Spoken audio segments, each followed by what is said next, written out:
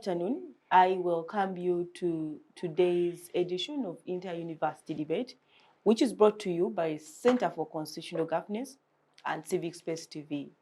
I'm your moderator for this talk show. My name is Fancy Gender Lake. For today, we are discussing a topic that has been discussed a lot lately, and that is the issue of mental health. Now, we are taking this discussion inside the university, and we ask ourselves, are these discussions even taking place inside the university? So we have a panel of students from different universities who are going to unpack this topic. The entire topic is unveiling the mental health crisis, nurturing well-being in university students. Now, we have had several probably mental health scenarios happen in universities.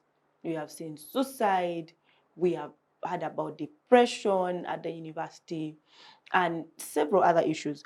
I was reading a research earlier before the talk show, and it was done by African Health Sciences. Now, the research was done in regard to COVID-19. The results show that the mental health crisis at the universities escalated after the COVID-19 situation. So we will also look at to what extent did COVID-19 escalate mental health crisis at the university. So as we get into that topic, let me introduce the panelists. Fred is the Attorney General Kampala campus at Islamic University in Uganda. Fred, you're welcome to the show. Thank you, Madam Gender Fancy, for welcoming me always back here, and I'll always be glad to come back for the national cause. Okay, thank you. We are always happy to have you on the show. Our second panelist is Mr.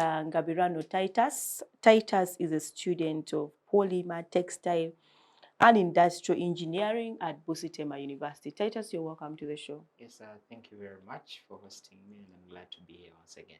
Okay.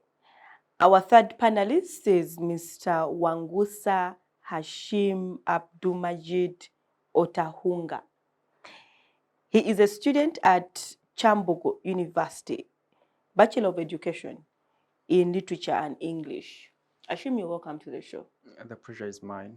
Thank you very much for always having me here to dissect issues that are perturbing our society. And it will always be a pleasure to engage. Thank you once again. Okay. So let us talk about mental health crisis at the university. Like I introduced earlier, it's a topic that has been highly discussed, and we have seen several episodes happen. I don't know how many people, their parents pay attention to their mental health more than the results at the university. That is something we'll also discuss on the show. But before we delve deep into that topic, I know that none of us are mental health experts. But in your own research, how would you define mental health crisis? I'll start with you, Fred. Thank you, Madam Gender Fancy. Perhaps I think we cannot get a definite definition about mental health. But I would say mental health is to do with the psychological bit of it, of a person, and then also the way they deal with their emotions while facing and handling different issues. Perhaps in our society today, at large, a lot is happening. And if you look at the media houses, one of the dominant newspapers had to report that a bigger percentage of Ugandans today are mentally ill. And literally, this is because we pay less attention to our mental well-being. And literally, after a given period of time, we find ourselves in a situation where we can no longer remove ourselves from where it has taken us. Many university students currently are undergoing a lot of issues that is affecting their emotions, affecting their performance, and this is all to do with mental health. Imagine a situation where you don't know what you're going to eat tomorrow, but you have to be at campus. You're a government student, and your parents know that you're catered for by the government, and it is now 4 months you have not received any penny from the government. You're thoughtful about the research. You are given in about 5 course units. You're thoughtful about what you're going to eat and how you're going to survive. The upkeep has not been put there for over 4 months. What comes to your mind, and what are the consequences of that? That's why you find a lot of university students engaged in demonstrations, not because they want, but their mental wellness is being affected by the different issues that are not being well handled by the government and their parents at times. Because however much your student is funded by the government, you also have to take due diligence to call them and understand what they are getting through. We look at the students that come from maybe single-sex schools, and it's the first time they are entering a diverse community of males and females. And literally the first week, over 20 guys in their inboxes. The second week, 2 have already got into her. And the third week, they have both dumped her. Do you think she's going to stay in the same well-being or in the same mental capacity? Leave alone that. You look at the research we are given. Imagine entering a lecture room and they only give you a course outline. At the same time, they even leave you a research question or the coursework. You know nothing, nothing has been introduced, but they tell you this is a university. So all what you need to do is have the course unit, and after having the course units, that's from the course outline, go do your own research. No guidance, no nothing. You go to a guy's room, maybe to help you out, and what turns out, you turn out to regret. Universities are not putting this on board to literally tell us what we should do when we are low mentally. Exams are soon. You have not even handled half your syllabus. You have done your tests. You are not seeing your test results being uploaded. And you're heading to exams. Can your mental wellness be okay? It's totally impossible. And literally, our universities, most of them are not paying attention to this. Counseling offices are there, but we need more than that. We need more than that. We need a speaking environment that can help us get through this. We need mentors. Doctors and lecturers should not only stop at giving us the academic bit of it, but also that psychology bit of it, that kind of parentage away from our parents, telling us that it will be okay. We also pass through the same situation and we are where we are. But less like that is done, apart from maybe coming to the lecture room and all they do is at times blast us. Like, if you cannot do law, please look for where you can't go. There is a solution, go for carpentry. But would that be the solution to a student who is not performing well? I think the issue would be advising them on how best they can do it. But literally, our tutors are not focusing on this. Our universities are silent on this. And all they can do is judge us by our actions. They judge us by the consequences, but they have not put down measures to prevent this. Students are not demonstrating because they want to. The situation. Students are not committing suicide because they want to. The situation. We should be told that it is not a must that immediately you get out of campus, you're going to get a job. That's why we listen to a university student of Chambogo University committing suicide after graduation and he could not, secure a job. We should be told that things are not automatic. We have to hustle. And lastly, Madam Gender Fancy, we should also be told that it is not education alone, that it goes back to the family. Okay. Thank you very much. Thank you so much, Fred. Let me move to Titus. So Titus, still in your own perspective or research, how would you define mental health? All right. So mental health in and itself is about how you are mentally. Let me say in what state of mind are you at a given time? Yes. Are you in the right state of mind to perform a specific task? If give an example, someone might ask, are we in the right state of mind to be here today? Yes, because we may be all here, but find that probably our mental health is probably wanting. So in most cases, I would like to define mental health as the current state of mind you are in to do a specific task at a specific time. And zeroing it down on the aspect of it being a crisis and the aspect of it affecting specific students at the end of the day, you have to realize that students do not actually realize that they're in a bad spot. Yeah, students do not know that they're in a crisis. Students do not know that they're being affected. Take an example of a child has delayed to pay tuition, not because it is his fault, but probably because money has delayed to come through from parents, salaries have delayed or something like that. The student will try to act like all is well. This very student is having issues in class, probably with a lecturer due to coursework.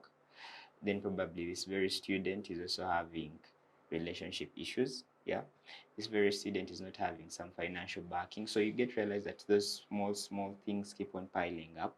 And the funny bit is, for both genders, male and female, there is a way the female gender can easily have a person to open up. For the males, we have the assumption that we are meant to be strong and take it all in and act like all is well at the end of the day, which is in most cases isn't right and affects them at the end of the day. So really summing it all up, mental health is a serious issue, and in definition, in my perspective, I would say it's really what state of mind are you in at any given time to perform a required task. Okay, thank you so much. Let me move to Hashim. How would you define mental health? Well, I also buy into their school of thought, but just to add a little thing. Mental health, according to my research, is just a sudden and clear change in behavior that affects the way we feel, the way we act, the way we think. Take, for example, maybe because of the traumatic events we've been through, maybe because of the child trauma, maybe because of anything that is just going to affect the way you think, the way you behave, and the way you feel. When you talked about COVID-19, according to your research, something came into my mind. When I was enrolling at Chambug in 2019, that was 3rd August, were over 600 students of this same course. But trust me, we are not even 430 that sat for the final exams and are waiting for graduation, God willing. And most of them are dropped out immediately after COVID, simply because we had some students that were paying tuition for themselves.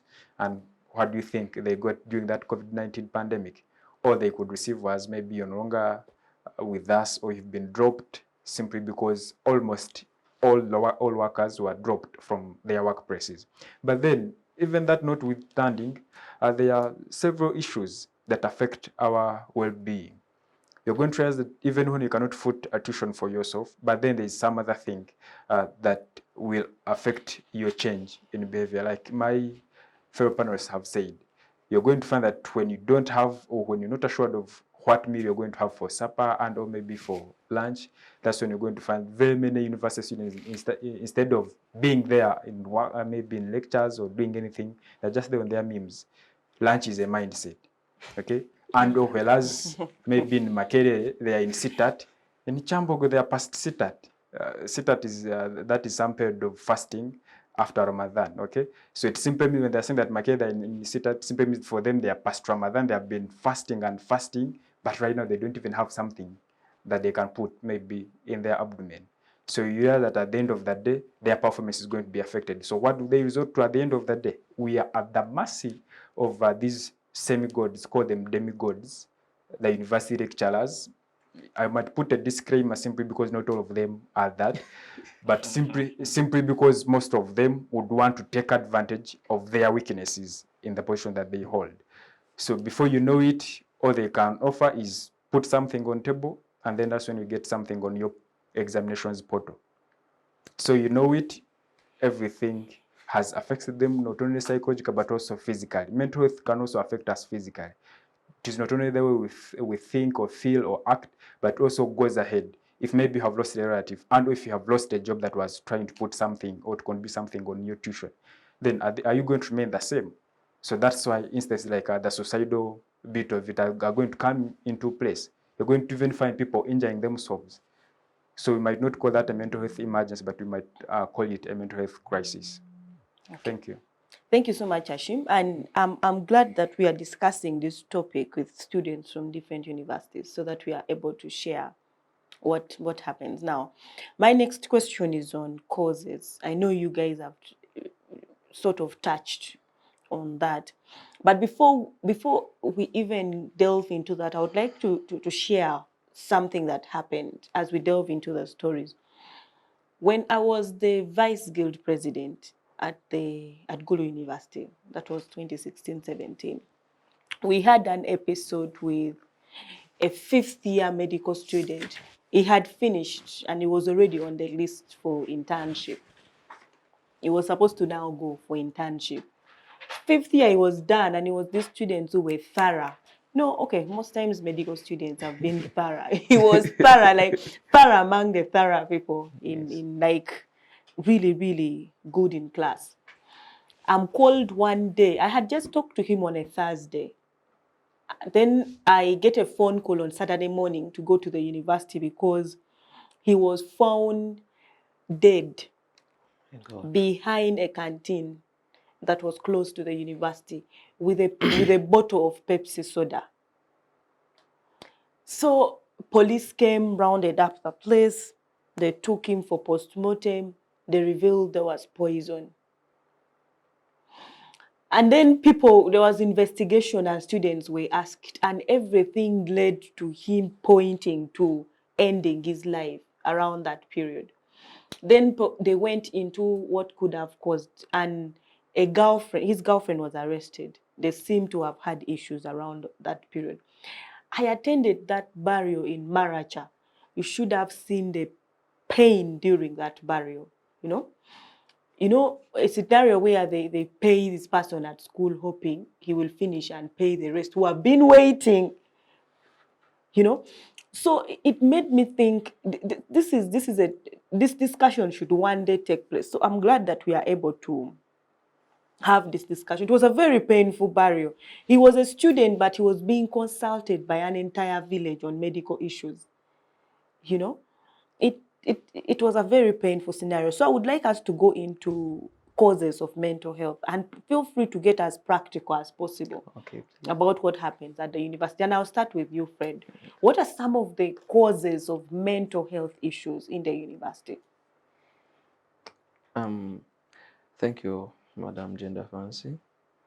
First and foremost, let me first handle the issue of relationships. As regards relationships, when we venture into university for the first time, we are from high school where we are restricted from having any sexual-related relationships. And the moment we are admitted into university and we are alive, our eyes draw on these female creatures or our fellow female students. And all we think about is, can I get a companion? She's beautiful, can she be mine?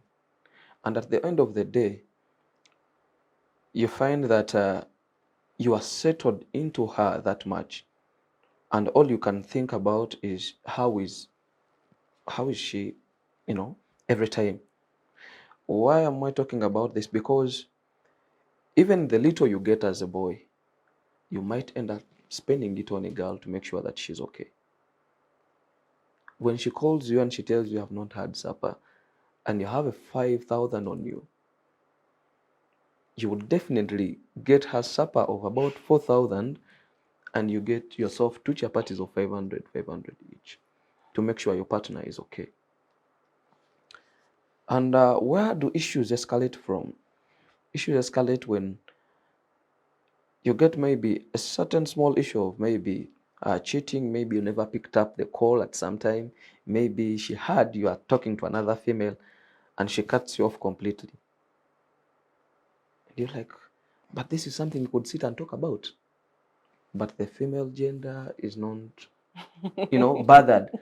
She knows she's beautiful and she can move on. Our gender. You get It's it? the other way around. I'm coming to that side. So she feels it is okay, you can go, since you have options. But at times, males or these male students venture into other females not because they don't love them. At times, So at the end of the day, your mind as a boy, you have inserted a lot of resources, you have sacrificed a lot to make sure you're with this female. And she says, we can no longer, make it up. That's what brings up the suicide. Recently at Mbale main campus, there is also a law student who had completed, a very intelligent one, and I think he was doing clerkship in Soloti as he waited to go for LDC. He was found hanging in his small room. He was dead. He was dead, and he used his own shirt to hang himself. And the reason goes back to my girlfriend did this, did that. And that would be okay if we had counselors, and these counselors who won't need us to go to their offices, but literally have those, periodical sessions where it is a must every person has to attend. But Fred, do students even attend those things What I'm saying, if they are to be organized? what I'm saying, There is no? Allowance. Students want allowances to be able to attend. no, the And issue, which is their mental health. the issue is not You can about imagine. the issue is not about allowances. The issue is making sure our students are fine. The issue is about the university finding ways, getting a little incentives, because we are their clients, we are their customers. Can't they save a little? We at university, but at times we dress up like this, and I didn't have lunch, I didn't have breakfast. So the moment you tell me there will be breakfast, I will come. And thanks be to God, I find there a topic that is about, telling me things don't end there. So first and foremost, the first issue that's bringing about mental crisis is relationships, where these youth at the university investing much, thinking it will end in marriage, and it only ends in bed, and that is the end of it. As well, the female students also get these issues. How do they get these issues? They find these smart, intelligent boys. At the end of the day, they go into them, have sex with them, and the next day, the number is blocked. You cannot access the guy. You find him on campus. What he does, he just passes by and, as if he has never seen you. What does this female get at the back of her mind? That they used me and dumped me. She will never be the same. This is the female you're going to find back to her room, and she has taken poison and she's no more. And another cause of these mental inconsistencies and crises in university students is the family background, the inherent poverty that is affecting Ugandans today. Back home, the moment I set my foot away from here and I head to university, they will tell me, make sure I read hard, get people to discuss for such that you feed yourself. And at the current situation right now, a few people can, pay for those extra coaching lessons from their fellow students. So you find yourself in a crisis where you have nothing to eat, but you can't call home. The moment you call home, you'll get more misery. Which misery? Magala, please, even your two sisters are back from school. One has not yet registered for P7. Please find a way to make ends meet. When I first got into the university, I thought they serve lunch. I actually did think they serve lunch. They don't, my dear. Yeah, I definitely had to. I I definitely know they don't. When we went for orientation, I thought they would tell us they give lunch. No, there are no meal cards even. Yeah. So you find out that the If poverty you're home. government, you want your government. No. Hey, you are even free. No, but even at our university, even if you were on government, you would still not be given food. What they were giving was They give allowances, yes, and living out allowances. it is monthly, and Yes. those allowances currently, Makerere universities have been demonstrating about the same.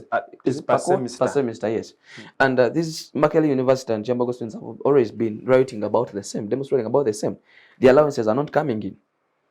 They are not coming in, and imagine I'm Magala, I'm a poor student from Mubende, my parent knows the government has to give me living allowance. And all of a sudden, when I call her, she tells me, Magala, don't be a thief. We know you receive money every semester, and they cannot literally give me more money. Now, what does it mean? It means I'll go back into my room, be depressed. I'll be forced into other things because they tell you, you know what? Let us go to the street, we snatch someone's phone. All of a sudden, my parent receives information, your son has been beaten. Fred, as you summarize. You find your child in the mortuary. And summing up, let me go to the third cause, which predominantly is very, very essential. What is that? We go to universities in order to study, get the knowledge, acquire the knowledge, do research, and finally be assessed and graduate. But at times our lecturers make the process too hard. You ask me, the significance of a judgment to the current situation. I answer as I deem fit. All of a sudden, you just blast me before the entire class. Is that what you can offer? Are you doing law? Can you answer like that? Instead of guiding me you guide me how I should answer or respond to such a question, but you're literally blasting me. I'm losing my esteem. Will I ever even speak in front of people? Will I ever be, confident in front of people while presenting or discussing anything? The answer is no. I'll go back to my room, get depressed. We are dating and you're blasting me in front of my girlfriend, and all of a sudden, this girlfriend, when I call, is like, Magal, I cannot date fools. I cannot, you know. Ondavisa, they use that kind of Luganda slogan. Ondavisa, I cannot go on with you. You cannot even answer a little question. But the lecturer, maybe I just needed a little guidance and then deliver my answer as desired. But they make it at times hard. At times, they make certain responses. Personal. That I don't know the answer. You tell him you are honest. Like, sir, I think I don't know the answer. He'll think it is disrespectful, and all of a sudden he tells you, okay, you are disrespecting me. I'll disrespect you. I will disrespect you on the portal with a red pen. You do the test, wishing you'll get maybe the list is a 15 out of 20. You find a 0.2. You ask yourself, but I think we shared the same approach. Maybe even just change the literature and had the same answers. My friend has a 19. Why do I have a 0.2? And he tells you, I'm the lecturer. So look at how my mental health is being crushed. Look at how I'm being put down to that level. Now, what do you expect the student to do? The student will just go back, find weed, and at the end of the day, you'll find him depressed in his room taking weed. At the end of the day, he will no longer attend lectures. At the end of the day, he will not appear on the graduation list. Let me ask you something related to that. Yes, Do you please. think making lecturers have the final say in terms of results causes such a situation? You see how in secondary level there's Yes. UNEP, you're Yes, going please. to be subjected to USCE, UCE, and so forth. And then at the university, the lecturer marks. Do you think maybe that contributes? I think it contributes, and that is why some universities currently have now adopted a new system of marking. If you look at Islamic University in Uganda, remember it has about 4 campuses, but they do joint marking. And particularly, a lecturer only is entitled to mark 2 numbers out of the 8 numbers in a booklet. And trust me, all lecturers won't be biased about you. You get it? And you leave alone that, as well, you do a test and then you do continuous assessment. You find out that a certain lecturer is giving you the coursework, the test, and another one is just treating you in the coursework. So you find that if you are maybe not treated well in this sector, you might be treated well in the other. And as well, if you look at the new system at Islamic University in Uganda, if they are to mark you, you can literally apply for a mark, but it as well takes money. I'm a poor student. How will I apply for a mark? It You might get have to it? come at a cost. It comes at a cost. Otherwise, everybody would be asking if they Uh-huh. will Very, remarked. very much. Yeah. And you leave alone that even after they have jointly marked, it is the it is the lecturer that is supposed that is in charge of that course unit who has been teaching you to upload your marks onto the portal. So I think it goes, Yes, Fred, as you summarize Yes, and please. move on. So I think, Madam Gender Fancy, the causes of a mental crisis zero down to, first of all, unhealthy sexual relationships, and then to uh, the lecturer-student relationship as regards assessment, and finally, the family background as regards inherent poverty, and then also those genetic kind of issues where you find out that in your family, about 10 have killed themselves, so you don't find it as a new thing. Thank you, Madam Gender Fancy. Okay. Yeah. Thank you so much, Fred, for those very practical scenarios, because I've also seen them happen. I was also one time at the university. So let's move to Titus. So Titus, what are some of the causes of mental health crisis? I think Fred has mentioned most of them, but to sum all the causes up, what causes most mental health crisis in students, mostly university students, is adulting. You see, the aspect of adulting is a bit broad, and funny. And when I say adulting, I know we all understand the aspect of adulting, but then Yes. for probably the viewers, I'll try to put it into context. One, as you stated, when a student joins university, African setting, regardless of high-end families or low-end families, make the assumption that you're An now adult. grown up Yes, and yeah. you must now take care of yourself, and you have the burden of taking care of your younger siblings in case you have any. Yes, and you have to start providing for the home, regardless of whether you have to do classes 8 to 5, regardless of whether you have to be in a specific place at probably have to be in class 8 to 5, you have weekend lectures and all that. Adulting forces you to begin imagining things. Now you realize that when you see, nowadays we call it gigs and hustling, yeah. The advantage with adulting is that it pushes most of us to work harder than we have to, but also there is some burden that goes onto some people and then it overwhelms them. You're adulting, it mostly affects the boys more. That is a fact. It mostly affects the boys more. The ladies, it affects them, yes, but not to the extreme like the boys it does, because you realize the boy has to provide for himself, has to provide for siblings, has to provide for the girlfriend. Then those who have more than one or two, he has to provide for the four of them at the same time. So it becomes a bit complex. That at the end of the day, what causes most mental health crises is the adulting aspect and the aspect of finances. Finances in and itself, as Uncle Mo once put it, the problem is not me having the money. The problem is the thought of me not having the money. Because the moment you do not, the thought of not having the money comes into your head, you are finished. You begin having so much things disturbing you. And in that moment when you don't have the money, that's when you will have to pay for coursework. That's when you'll have to pay for notes. That's when you'll have probably a stomach upset and you have to buy drugs. You get, so it becomes a bit straining. These issues of relationship stress, I feel those come because you have failed to do this or do that or do that. And the liberal world we nowadays live in make it kind of hard for us to be able to sustain on so many things. In my world, or in most of, I think, my perspective, I believe issues like relationships are supposed to be support systems. Yes, a relationship at the end of the day is, when I say relationships, I do not mean only boyfriend girlfriend. I mean father child. I mean you as an extended family. Those are supposed to be support systems, not only you as an individual but also to them. Yeah. So if those relationships are causing you more harm than good, then it becomes a burden. So at the end of the day, the relationships we have, regardless, they say yes, parents or probably family cannot be replaced, but you have to put yourself in a scenario that you're not giving in too much that is going to be breaking at the end of the day. So regardless of your adulting stress, regardless of whatever you have at the end of the day, my advice, though we are still discussing causes, is that at least build sustainable relationships. Yes, do not build a relationship based on sex. Do not build a relationship based on outings. Do not build a relationship based on bad things. Build a relationship that you can fall back on. Because if I'm in a financial crisis and I check my contact list of 1,000 past contacts and I cannot call more than 10, it's worrying. That's in and itself that is depressing. Yeah. So at the end of the day, for me, the biggest causes are generally, I think, three. The aspect of adulting, because the moment a kid leaves high school, enters university, you have to become a miracle worker. Then two, the aspect of the financial aspect.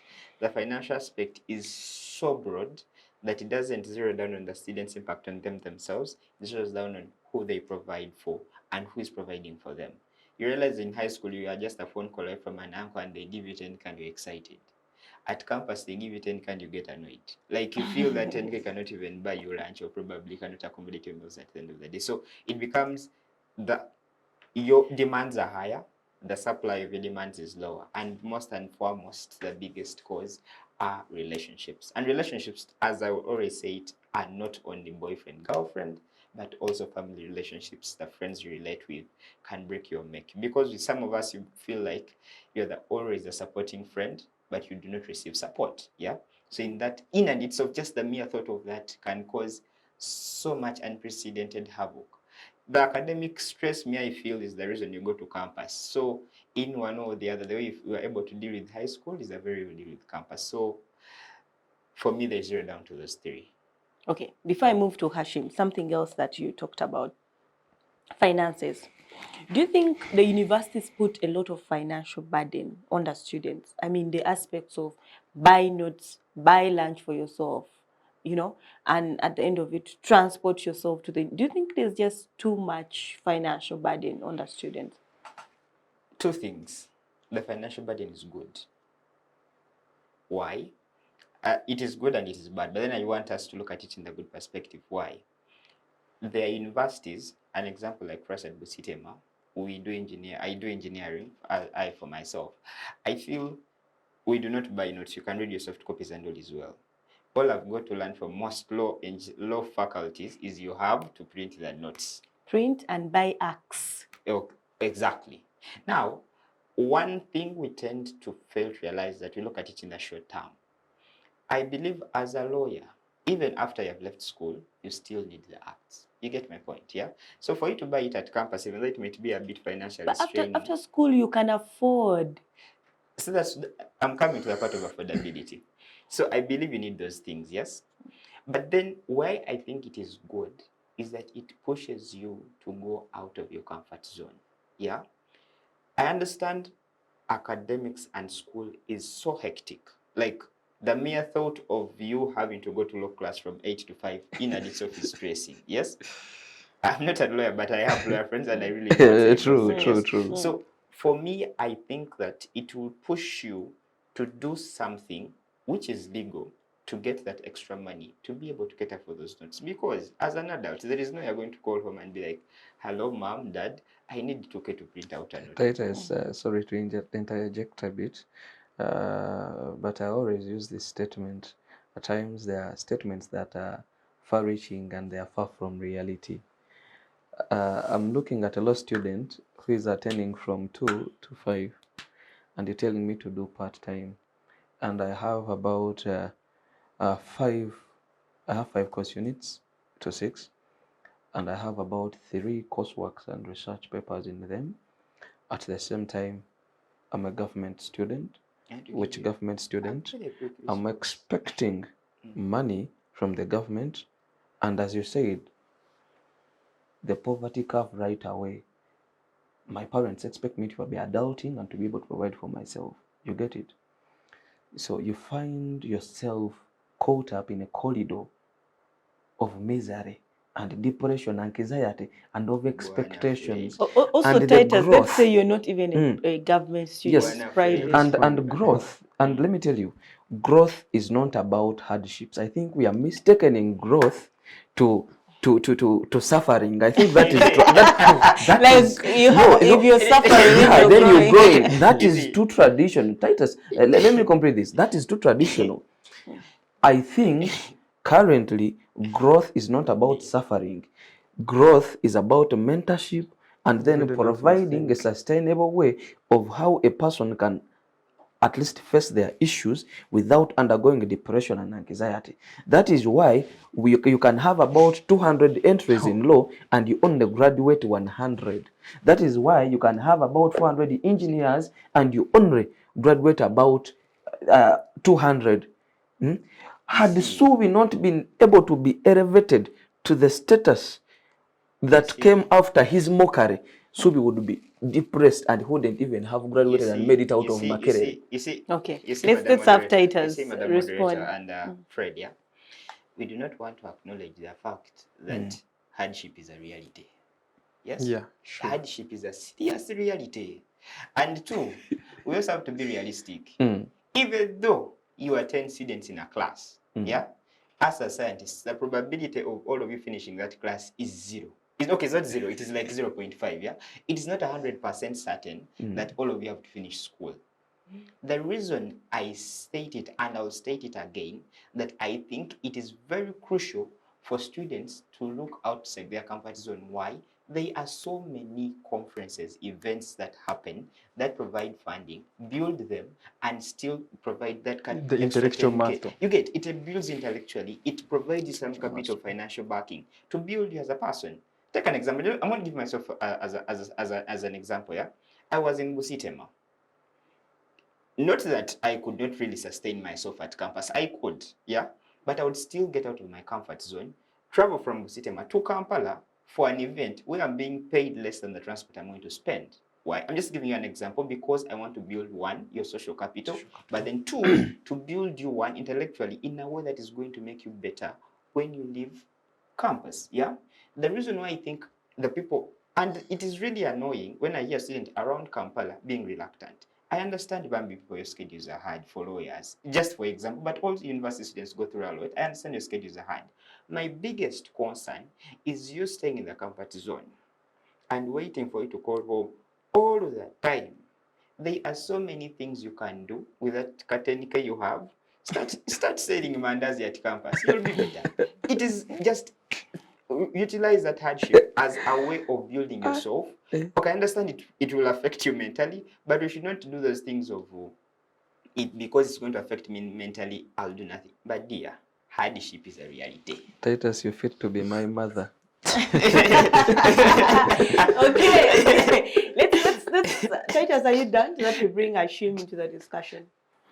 I think let us proceed. I think in case something comes up, I'll just raise it. Okay, no problem. Thank you so much, Titus and Fred, for that discussion on causes of mental health. Yes, Ashim, from your own perspective, what causes mental health crisis at the university?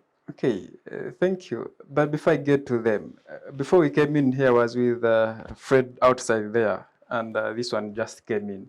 And Fred was from telling me that whenever you just find anything on the table without any hardship, just understand that there's something wrong. That is something that he was sharing with me. Unfortunately, right now, what is ironic is saying hardships doesn't necessitate growth. So I feel like there's something wrong there. But then, in my perspective, something that they have not touched about is something I would want to brand child abuse as one of the biggest causes of mental health crisis. Why do I bring child abuse into this debate? Simply because most of the university students have not yet identified who they are. They don't even know their talent, they don't even know their passion, they don't even know their abilities. Most of us at university. But then you realize that some of the reasons that are maybe bulkheading us and or maybe ring facing us from understanding who we are is the child trauma that is caused by the child abuse that we so face. Be it the domestic violence, be it maybe the alcoholic environments and other unfavorable environments where we are brought up from. You were only brought up in a family and or in an environment where you just know that every evening in the next door, that guy there is just battering the wife and battering the kids, okay? And even some of us failure maybe become the first in that P1, that P2 class, you're going to receive as many thrashes as your dad who will give you, okay? So that is out of child trauma that people are going through. And then what tantamounts that, and what causes that to be maybe a mental health crisis challenge is you have not yet identified who you are, and then you want to go in for unhealthy relationship because you cannot define the matrix of where you're going to start from and where it is going to end. Or you're just being myopic. You feel like, okay, since I can have my heart filled, since I can maybe have my feelings massaged, that would be all, or that would be it for the day. But then you realize that with this child trauma that you're forgetting and or that you're just neglecting, you have failed to identify who you are. At the time where you have failed to identify who you are, you're going to realize that almost 3/4 of the university students don't have a sense of direction. Where you take them, that's where they will go. Let me talk about something like unhealthy relationships. Titus talked about it, but then I would want to delve into it so much. This lecturer-student relationship, parent-child relationship, mother-daughter relationship, how are they? Most of them are unhealthy. The extent that most of us have gone to be at university only to realize that should I make a phone call to my guardian or parent, the only thing they expect from me is, what is the problem? Do you want maybe money for the handout? Anything? Why are you calling? So you will find that you will never call. You never call back home to just check on them, understand whatsoever is happening in their world That is outside very there. real, yeah. So you realize that there is a lot of child trauma that we are so much neglecting, and before you know it, you have failed to work on it. Before you know it, we are also going to unhealthy relationships. That is when the things of lecturer, maybe student relationship come in, because they feel like they are semi-gods and or they are demigods. So they are the final people at the end of the day. Whether you do what, whether you have an examinations policy, whether you have a marking policy, whether you have whatsoever sexual harassment policy, at the end of the day, you're even going to realize that maybe the faculty heads and or the university heads, administrators, are also part of the perpetrators. So it simply means if you're reporting your lecturer, you're reporting them to also another perpetrator of that same vice that you're trying to work upon. When you get back the guidance and counseling units in our various universities, I'm so meant to be that most of the public universities have them. I don't have some knowledge, some benefit of knowledge about the private universities. But then the way they operate, the operation costs, is one that they would only want to operate if there are other funders. Yet we pay greedy fee, okay? And at the end of the day, not only greedy fee, but functional fees. At the end of the day, now, for instance, most of us know about Tukole Foundation. It has been doing some mental health awareness in universities.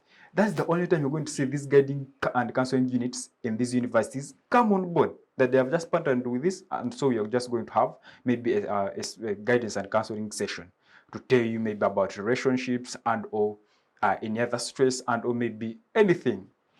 So you realize that even when they are there, but they will only react, not even to a larger extent when there's some problem arising. Maybe they find out there's a student who has committed murder, and or there's a student who has been beaten seriously. So they would feel like maybe the closest friends would need to be sat down and maybe advised here and there. Maybe before I get back to you, Francie. Yeah, let's just take a short break there. I mean, okay, yeah. we'll come back and start from there. Okay. Okay. So let's take a short break and we'll still come back with students discussing mental health issues at the university. See you after the break. Digital rights are those human rights and legal rights that allow individuals to access, use, create and publish digital media or to access and use computers, other electronic devices and telecommunication networks. Digital rights include a right to freedom of expression, information and communication through technology, a right to privacy and data protection, a right to credit for personal works, a right to universal and equal digital access, a right to identity, a right to anonymity, a right to be forgotten, and a right for protection of minors, among others. The state's digital rights are frequently violated through various unfair actions, for example, blockage of websites and social networks, theft of credentials, unauthorized use of people's data for personal gain, privacy intrusion, online censorship, arrests and intimidation of online users, internet blockages, and the proliferation of laws and regulations that undermine the potential of technology to drive social, economic, and political development worldwide. It is hence every citizen's responsibility to respect rights of other digital users and to speak out or report to the responsible parties when one's rights are violated. Welcome back from that short break. We are still with university students. We are discussing mental health crisis at the university. We have Fred, Titus, and Hashim from different universities. Fred is from IU. Titus is from Busitema and Hashim is from Chambogo University. So we are sharing different aspects of mental health crisis at the university. Before we took that short break, we were with you, Hashim, so you can complete your point and then we proceed. All right, thank you. Something I just wanted to hit on is the question you asked Titus on the question of financing, if that is really becoming a heavy burden on these university students. And so I will just respond to it and say yes. For one reason or the other, there are these vocational courses and courses, industrial art and design, fashion and apparel design, and so you mentioned it. Most of them that always want exhibitions and symposiums. But you're going to realize on top of the functional fee, what is this functional fee we pay? ICT development fee, grid fee, sports fee, research fee, project fee. All that is always part of the functional fee. But then the university would be in the end of itself saying you must buy this, maybe this these exhibition materials on your own pocket. Whereas Hashim, who is doing just a bunch of us with education, will just go and print my 6 or 10 pages of coursework and I get my cut 27 or even a cut 30 out of 30, this one Titus is going to invest in more than Hashim has been serious. almost to $1 million. You buy this, you buy paint, you buy the other, on top of the function fee that all of us do pay, and see you not even be in position to score 20 out of that 30. Okay? So you realize that the university is heavily burdening us. When you get back the research fee, you realize that you're going to be given a coursework and a course project for the engineers. I have some friends of mine who are engineers. These roads that we have in universities that are always renovated, they're just going to give it to some company outside there for a 1-year contract. But then they give the same research project to an engineering student for a 2-week coursework time frame. Okay? And in this 2-week coursework time frame, they want them to use as many resources as the other company is going to use to have this work well done. So you realize that when it comes to financing, yes, true, students pay some functional fee, but then that functional fee is not utilized. So it simply means when you get back the university policies, there are some policies that are so reluctant and dormant and heavily burdening. So it makes it inherent, and it makes these students inherit the burden of going ahead, going an extra mile, buy these materials on top of whatsoever we've been going through. So it will, at the end of the day, make everything maybe hectic for you. Buying these notes, yes, whereas you might have maybe soft copies like Titus, of course, justifies. But understand, we pay maybe ICT fee. And ICT fee is supposed to be catering for anything like Wi-Fi, internet, and everything. Okay? But at the end of the day, this university do not offer it. So it's still, the amount is on to a student, the onus is on to a student to buy that airtime, that data, those bundles, that bandwidth to download all these. But then, are you catering for a student that doesn't have maybe a smartphone at university? They're also there. Okay? And are you catering for these students? Teachers, you didn't know they were there. Are you catering for yourself when that smartphone is just stolen from you, and so you know you have lost your notes on that phone? So all you have to maybe opt for is going and have those notes, hunt for them, buy them, and at the end of the day, before you know it, you're making some extra expenses when you're literally earning 0 shillings on a daily. Okay. Thank you. Thank you so much, Hashim. My next question is going to be twofold. I just want to ask 2 questions in one.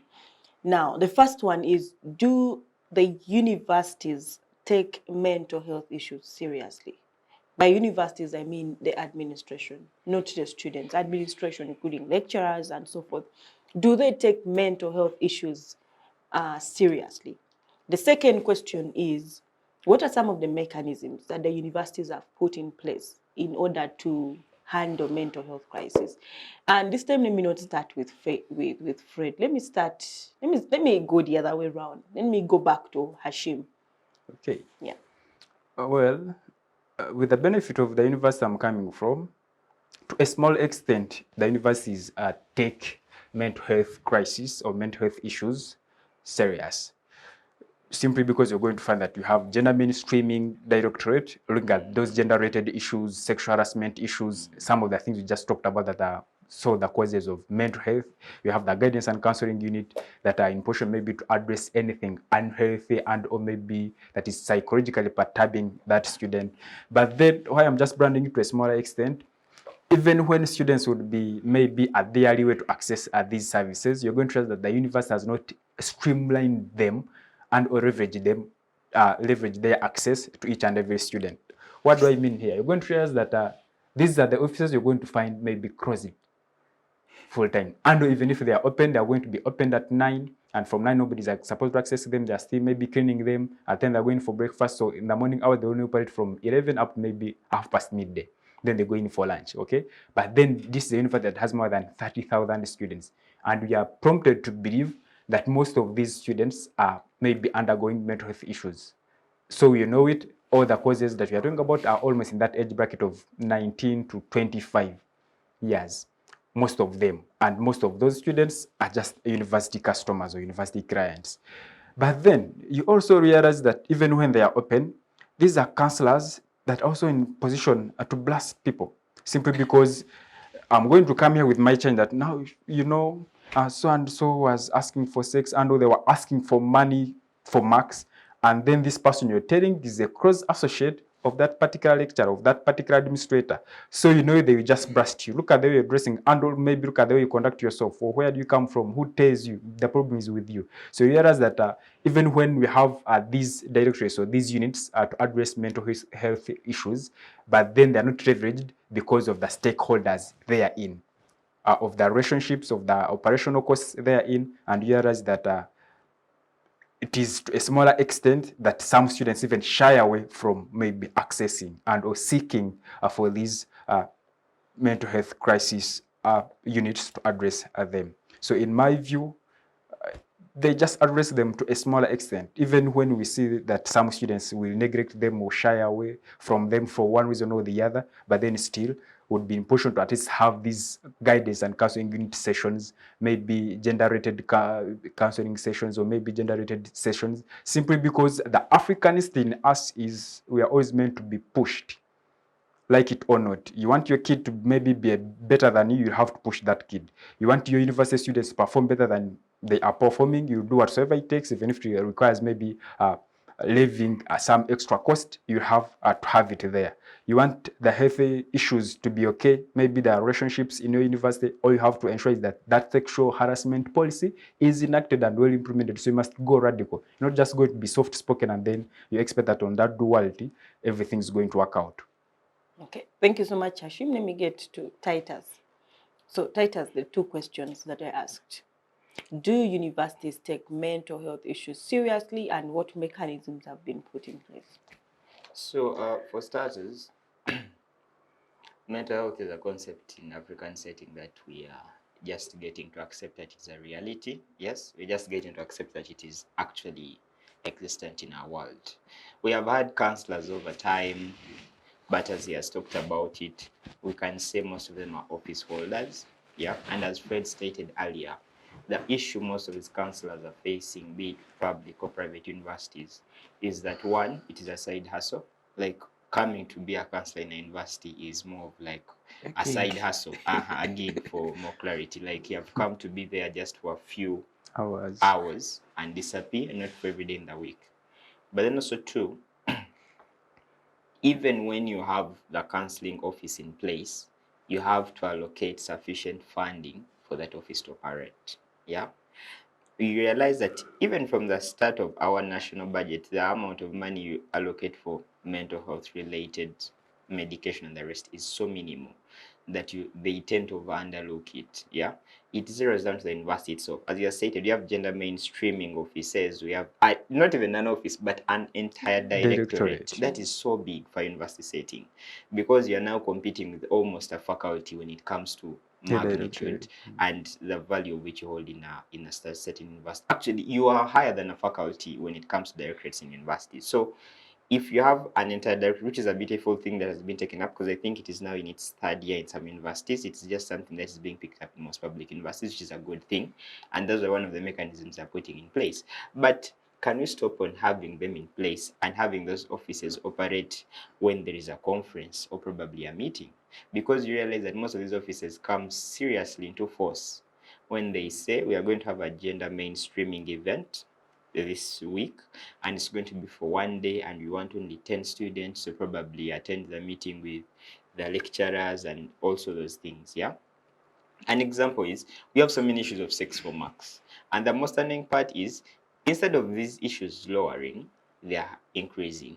Just that nowadays they have a new dynamic that also students come and tell the lecturer, I'm willing to give you in case you give me the marks. Yeah. Previously that wasn't there, but now it is in the new dynamic. So at the end of the day, we have to make it in such a way that even though we are trying to impact students, are we impacting the lecturers who teach the students? Realize that when you tell a student, the parent is going to call, you don't have to call the parent because of money, are you also giving sufficient sensitization or training to the parent of these children? Yeah. Realize that universities, there's no you're going to call a parent-teacher conference, parent-lecturer conference, it won't happen. That happens in schools. But even then, are you maybe finding a ways of reaching out to parents of these individuals to get a bit of mental clarity for them? So for mechanisms, except those gender mainstreaming, can at least, what I would beg most institutes is if they could hire a full-time counselor in the universities, it is very beautiful. If they can't, I actually thought they were there because they are not full when time. I was at they're not full time. Because remember at the university we had a university counselor. You have, you see, you have a university For counselor. us, we have an acting senior university counselor. Oh, okay. Now the So they are beauty, not full time. and also university positions in public universities are funny. You'll find that a university counselor has a limit to what he has stated as senior university counselor. Yeah. So you find that a university has a junior, then they have a university counselor somewhere, and that. So institutions in public universities, one, do not have sufficient manpower to run them, and even the manpower they have are more of a side hustle. I'd be like, okay, I'm going to be at Gulu for Monday, Tuesday, then I'll also have to go to probably Busitem on Friday, but then I also have to go to Kabale on Wednesday. You get? So you find that it's one university counselor running like 3 universities. The very way you see lecturers being 2 lecturers running 4 universities at once, it also happens in those sectors. So if you can get full-time individuals for those specific roles, then I'm very sure. And even when we have these individuals, can students accept? The problem is not even that mental health is a problem. The problem, there's a funny question they normally ask people when you go to a mental hospital. Are you mad? Yeah? Obviously, when you say no, they will say you are in denial. When you say yes, it is acceptance. Yeah. So for starters, is the concept of you accepting you have a problem and you accepting you need help. The moment you acknowledge that you actually need help, then it is so easy for you to get whatever help you need. It is very easy. But the problem is that students do not accept that they need help. Students do not acknowledge that the mental health is a problem to them. Students think, okay, I said struggles are beautiful, but then some struggles are just so excessive. So students have to acknowledge that you really need help at the end of the day. Yes. Okay, thank you. Now let me come to Fred. The 2 questions that I asked. Yes, Madam Gender Fancy, if you look at our universities today, I think, yes, they have that department as regards counseling and also as regards revamping the mental wellness of the students up to standard. But again, the problem is not about the counselors. I think the problem is about the preventive measures. You go to a counselor after you have already got an issue. You don't know whether the counselor is going to talk to you and then you get better, or whether it's going to even advise you as you expect. I think the issue is about the preventive measures that have to be put in place. Do our universities have such preventive measures? I want to give an example of my lecturer. He's called Mr. Ampata. When he comes in always, and it is presentation time, he will first and foremost tell you each student, as long as you appear on the list of this coursework, you have a 10 out of 20 for the work done, and then for the for the grouping. Then he will tell you, at least you have to say something.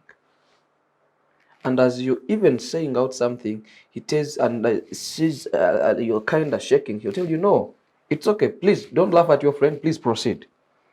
He'll give you that, that moral support, that confidential support, you get it. And at the end of the day, you feel, you're being backed up.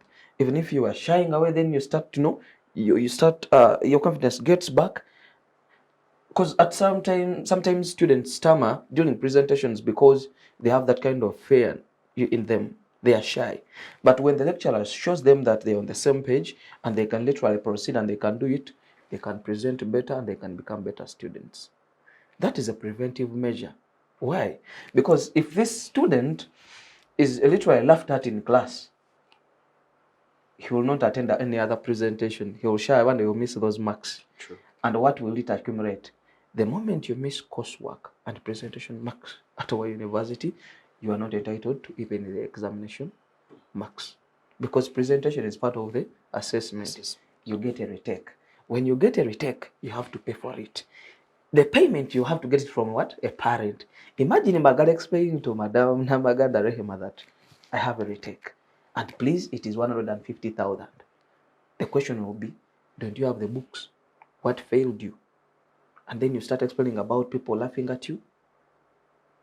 That will now start, it will start disturbing my mind as a student, Then I'll start thinking of other options. What can I do, please? You go to the lecturer tells you missed the presentation. I'm not going back into that. You start moving here and there. All of a sudden, you lose the morale. What do you resort to? Taking weed, going to bars. At the end of the day, don't even appear on the what? On the graduation list. So the issue is about the preventive actions. What are the universities doing in order to prevent any issues that might come up in order to distort the mind of a student? Two, as regards the counseling, the vis-a-vis preventive measures, what are the conditions put in place to make the university environment conducive to every student? Makerere University always has a lot of activities, bazaar, it has those parties, but the issue is, where these, because I think bazaar was stopped, isn't it? I'm not really sure. So the issue is, are these activities supporting the moral wellness of the students? You get it? At Islamic University in Uganda, we have those conferences, Karak, where they call you, talk to you in the region bit of it, but again, it is just putting up your morale, it is uplifting your morale. It is also telling you that you shouldn't rush. Life is not like this as regards religion. I'm not a Muslim, but they'll give you that moral kind of it, and then you feel comfortable. You will know that all things must be earned. And from that moral aspect, it is preventing something. You are learning that everything takes process. You're learning that we want to get rich. You want to be equal with Madame, you want to be equal like Madame Gender Fancy, who has, who is a prepared child. You are from a farm. Your mother is a peasant. You get it? They tell you these fingers are not equal. True. You get it? At the end of the day, you are contented with the little they give you, and you cannot venture into. You're not going to go into depression because Magal is putting on a suit and you are putting on maybe a t-shirt for lectures. It is understandable. We are not equal. They always tell you that. It is understandable. Okay. And even the lecturers will always tell you, there are students, you have to put on suits if you're a law student, but one will put on a shirt and a tie. And the issue is about gentility and smartness. And the lecturer will be, it is okay. You don't need to explain. You get it? But other lecturers, if you're not putting on a suit, please, out. You don't have a tie, please, out. How will that student feel? He doesn't have the money. So the preventive measures come in. Please, let us have alternatives. If you don't have a suit, yes, you can put on a trouser and tuck in. Come to class. You get it? Apart from that, another thing that universities are failing to put in place is the coordination between the administration and the students. Leave alone the counseling, but I'm looking at the coordination. At Civic University in Uganda, there is something I liked. They have what we call the Directorate of Quality Assurance. They always zero down and come speak to student leaders, but what are they talking about? They are looking for the loopholes in the system. So it is direct reporting from the student leaders to the Directorate of Quality Assurance as regards the well-being of the students. So with this streaming, it is easy to identify different issues that are affecting their mental health, that are making them uncomfortable, that are literally putting them off the academic idea or ideal they came to achieve here, and then they are reporting. And literally, it will be handled at the administrative level. It is where we can literally report and say, but you know what? The counselor is not ever here. And however much we try to go there, maybe she's harsh. Maybe let the counselor be this. If the counselor is not there, it is through this quality assurance meeting that these leaders raise issues of, we might need an extra counselor if the other one is too busy. You get it? But we are zeroing down to counseling. Even these counselors at times, they are associates, just like Titus said. So I come to, you talk to this counselor, and at the end of the day, he says, okay, we shall see what to do. The next day, they make sure they fail you, because the moment you get more than 5 retakes, you are put at hold. True. You get it? So they will get a way to beat you out of the system. Okay. Where does it go back? Preventive measures are far than what we can call counseling. Counseling, let it come in as an option where it is past control or preventing. Because even at times when you go to a counselor, these counselors, all they have at their fingertips best is words. how can one solve my tuition issues? No, I'm just asking, like literally, leave alone the issue of telling me, you know what, we are not all equal. Things happen. You know, Fred, what you can do now, maybe you take a dead year. But I'm a student who literally has a higher CGPA. I am very positive. But Fred, just to chip in there very quickly, at times let us be realistic in some Yeah, things. I am, of course. You do not expect a counselor Yes. to pay your tuition. That's not... By the mere aspect of him being a counselor is to just hope you... Okay, the counselor in a school perspective, I think out there they are therapists, yeah? Yeah, true. Supposed to give you...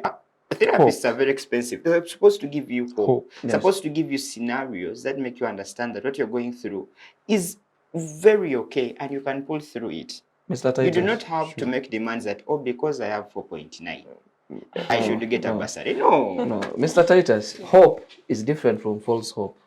You know, you can tell me, Magala, you can make it, but literally I have a 2.0 and I'm expecting to retake this semester. Will that change anything? It goes back to what I'm calling preventive measures. What are the preventive measures? Let the university put in place a system where a student who is unable to pay tuition and is performing well can be helped. Not literally paying for him tuition, but well, let us allow that you complete your studies, but we are staying with your transcript until you do what?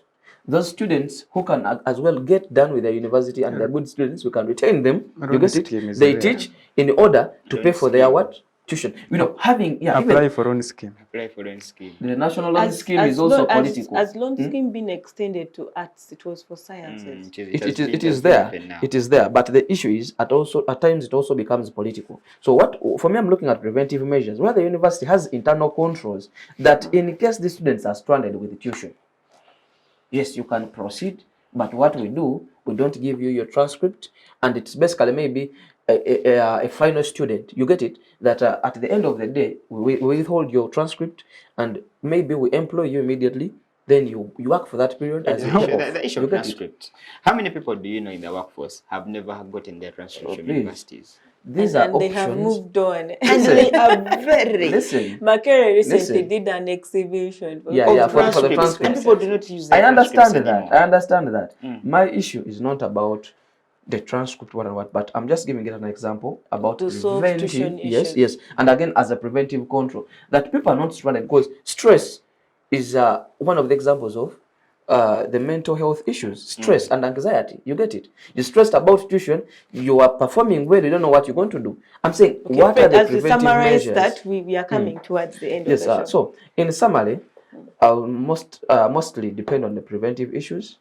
And then also, we go back to culture. Let us please go back to the culture, knowing that we should not always beg, extraordinarily beg, because it will bring stress. You over-expect from a person, you're requesting from your uncle, from the other one. At the end of the day, because you know they have, but they also have things to do what? To care about. You end up, you harm your own mental wellness, because they want to give you because they also catering for other things. Let us be contented with the little we have. And then let our universities come in, intervene, and get preventive measures on how to make sure that if anything arises, or if anything is prospected to arise, how can we handle it? Let the counseling offices be fully dominant and operative. Let them not be gigs. Let also our parents understand that adulting is not suffering. Okay, Fred, we are actually getting into the solution part of the discussion. You'll deep into that. A quick thought on his university activities. As you get on that, also Hashim, a quick one, just in a minute. How did COVID-19 worsen the mental health situation? A lot. A lot. Okay, a quick thought that I would just want us, to all of us, think about when he talks about university activities, especially Bazaar. When Bazaar comes in all these public universities, as far as I know, condoms are just being served by mentors, university mentors from the guidance and counseling unit. Okay, serving these condoms in every university hall. And isn't it a good thing? It is. And the only reason is, you see, abortion is more expensive than a retake. Anyways, let's get back to that topic. COVID-19, Hashim. worsened the mental health crisis to a larger extent, simply because, like we did say, that this is a sudden change, and this change is clear in our behavior, in the way we speak, the way we act, the way we feel, and everything. So I realized that when COVID-19 came in, most of us that maybe were just depending on our own sweat were thrown out of these companies, these industries, these maybe organizations or institutions where perhaps some of us were just part-timing, getting a few pennies here and there, maybe to foot our upkeep, foot a few things we could manage. And that is the time where we were thrown out, which simply means it affected us a lot. And we even saw very many people dropping out of universities. I guess in example, even when I don't have justifiable statistics, but I've been a senior coordinator for all my lifetime, and students dropped. Our enrollment dropped from 600 to around 430, more than a quarter of the class. That is 150 students. But then you also realize that generally, that is the case, and that is the scenario, the period where our media houses were so much delved into whatever was transpiring, especially in the permissive societies. Remember, our country was all that permissive. So that's when we just had some good cases of pregnancies that were traumatizing the child themselves, the victim, and the parents, even us, maybe the well-wishers of how best we could fight that. So you know that it affected us so much, the way we felt and or the way we would act. Our enrollment dropped. Right now, most of the enrollments at universities have dropped to as less as maybe to as low as 10,000. A university that used to have about 50,000 students. Okay, so yeah, that parents themselves are not in good positions, maybe to finance their kids, their children. But then you also realize that even these children, even when they are financed, they have been traumatized. They lost some years. Okay, so they had to change whatsoever they had on their schedule, on their lifetime calendar, that maybe by this year I'll be doing this year I'll be doing that and that and that. And also affected our workplaces. They limited the number of workers they wanted, and since then they have even never revamped it, that now since we had dropped it to 30 from 50, let it go back to 50. No, they left it at that, and most people are there, certified unemployed youth. Most people are there having nowhere even to volunteer. So rather that university students have been affected so much, but even as a country, we are Okay. as well challenged and have really been affected mentally. Okay, thank you. So in 2 minutes each, let us look at how best should mental health issues be handled at the university. And I'll start with you, Titus. Mental health issues at universities. All right. There are so many aspects that I think can be done, and I think we have really talked about them in between our conversations. Take an example, you mentioned about preventive measures. So though also Hashim denies a preventive measure of using condoms, which is also very beautiful. But You're encouraging them to no, go no, on no, no, and no, no, I'm not. No, it is okay. It is something that is done just to make you realize that it is better to avoid both an STD and pregnancy while at campus than you actually going in live. Yeah. So it is more of a, it is a psychological solution that I do not want to explain. So I think things that I think should be dived into so much at universities that can be done better. Yeah.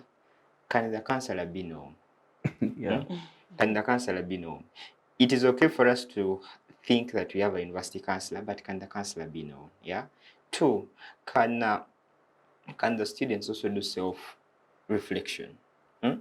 It, you know, if you just look into a mirror and then look at yourself and you're having a hard time, at least have a friend or two whom you can talk to. Before you even begin asking university, we want a counselor, we want people to be helped. You as a student, do you have a friend? You as a person, as an individual. I'm very sure the problem is that as men, it's very hard for you to get a person you can trust with your problems. Because you know, you'll tell a homeboy a problem and the person will be like, oh, you relax, I have worse problems. Like people begin quantifying problems. People begin Or saying they use it against they use you. it against you, you become a meme. So at the end of the day, I think you as an individual, man or woman, could you find a person you can talk to, like someone who can give you comfort, someone you can really confide in your problems? Yeah, it helps you a lot. If, let me say, you are saying I do not have lunch, and you tell a friend, and a friend really understands that you do not have lunch and it's not a joke, yeah? Because okay, no, for ladies, the context is very different. But for men, brothers, I know the struggles are hard out there. But Harder. at least even before you begin pressing the university, yes, on a serious note, even before you begin pressing the university, get a friend, get a relative, if you feel you do not trust anyone in your life, that's when the counselor can come in. For me as an individual, as a student, before I even begin questioning the counselor, at least have a friend. But as I've mentioned, preventive measures in society are very crucial, because I cannot be a lawyer. I cannot afford a suit of 250, 150 or anything, but I'm looking smart. I can go to law class the way I am right now. But some lecturers are so old school in quotes, and they feel you'd not be fitting into their class at the end of the day. So preventive measures, because the moment you stress me when I'm coming to class, there is no way I'm going to be comfortable in your class. Yeah, the moment you as a lecturer are trying to throw lines at me and I'm not comfortable with it, it will still affect me as an individual. And even us nowadays, men, we are being vibed people out there in university. So it is very crucial that even the environment we are in is both safe. Yeah, the least the university can do is provide a safe environment. Even though they do not provide a counselor, it is okay, so long as they provide a safe learning and educational space for the students, then it would be very good. Thank you. Let me move to Fred. As a 2 minutes. Yes, please. As previously talked about preventive measures, I think allow me add my voice on Titus's voice as well, on Titus's point. First and foremost, if we go back into the university setting, we usually think at the end of the day, it's the counselor or the administration to solve everything for us. But the question is the impact. Are you getting me? I'm going to give an example. If we had an issue between we students, maybe sexual threat, what and what, and we could sort it within. Well, like what happened, we talk through it. At the end of the day, we get ideas and then we see how to mitigate both parties that are facing this threat or that are within this scenario. And we don't escalate the matter, because when you escalate the matter times into litigation, you find out that one of you is going to lose it all, the career and the education, and the other, because this one has been sent off, is going to feel out of place, because the entire university or the friends of the one who has been sent off are going to just look at him, him or her, manipulate him or her. At the end of the day, he also loses his self-esteem, and his or her mental health will be down, and at the end of the day, he will be as well out. So as students, students also, we can also learn on how to set up and also settle these issues as we. And this can only be done through developmental groups. Association with people you think you have the same manners, demeanor, and way of thinking. Because you find out that we don't have the same intellect, as well don't have the same common sense. The way we handle issues is different. I might be your friend and I know your no is a no. I might be your friend, I know when you say no, it is not what you're meaning. And at the end of the day, we might do something, you take it as something else, I take it as something else. So let us be with the people we share a thinking, we share the intellect, and the people we can always know even when they don't speak. As he said, let us get those people we can always go to when we are at our lowest. And they can literally boost us, boost our morale, and then put us on track. Okay. And lastly, such spaces, extra, I don't know how they call it, recreational or extracurricular activities. I'm not good at football. My weight, I don't think I can handle football. I tried swimming, I almost died. Heavier than Aaron. So, but I believe, yeah, I believe this is one of my best activities. I want to always venture into, and while I'm here, at least I'm not thinking about any related relationship, because I might be having relationship issues right now. I might be having an accusation behind me. I might be being bullied somewhere. But right when I'm seated here, I'm with people We share common intellect. I'm with people. We have the same vision. I'm with people. At least we have the same ground. You get it? Sure. I'm not thinking about any stress. I think we should think about those extracurricular activities, and university should boost them. Chess, what and what. You know, when I'm playing chess, I won't think about going to the bar. When I'm here, I'm not thinking. I'm not going to look at a certain lady and have those minds. You get it? When I'm here, there is another addiction, which is masturbation. It's killing a lot of boys and girls. You get it? And it's killing their mental health. Titus, look at You the get it? camera. And with this issue, if there are extracurricular activities, you get it? It means I want to be alone in a room. I won't think about it. I want to be watching porn. And my mental health is going to be safe. Okay. Thank you very much. Thank you so much, Fred. Let's get to Hashim. 2 minutes. Well, let's build healthy relationships. How do we build healthy relationships? Just having defined metrics, okay, and or defined boundaries that student-lecturer relationship starts here, ends here. The one that is healthy. Parent-child relationship does not only end at asking for maybe, depending on them, okay, but also how do we share? Can I be in position to confide in my parents? I saw some clip of a certain student and a child, and he was asking the parents in a certain conference. So he was like, go back home, ask your kids, anyone you inspire. So should they be in position to tell that my role model is you? Then just know you have not only done a great job, but that is a lifetime project that we have invested in and have already maybe achieved whatsoever we want to achieve. So I would just conclude by saying you just need to have healthy relationships. If I'm being a friend to gender, let it just only be that friendship, okay? And let's also normalize calling people colleagues, workmates, because sooner than you know it, we are misquoting and misusing, okay?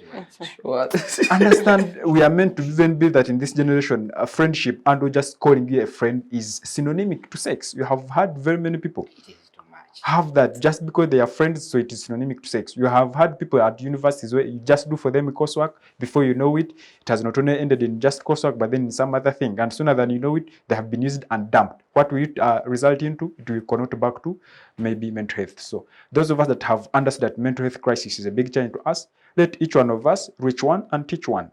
Assalamu alaikum wa rahmatullahi wa barakatuh. Thank you so much to the panelists. Thank you for discussing this very pertinent topic that sometimes is ignored, but it's very important. Thank you for honoring our invitation and always coming through. Thank you so much to Civic Space TV and Center for Constitutional Governance for giving this platform to university students to be able to discuss these important issues. Thank you from me as the moderator. Thank you so much to the viewers for watching. See you again next week, same time.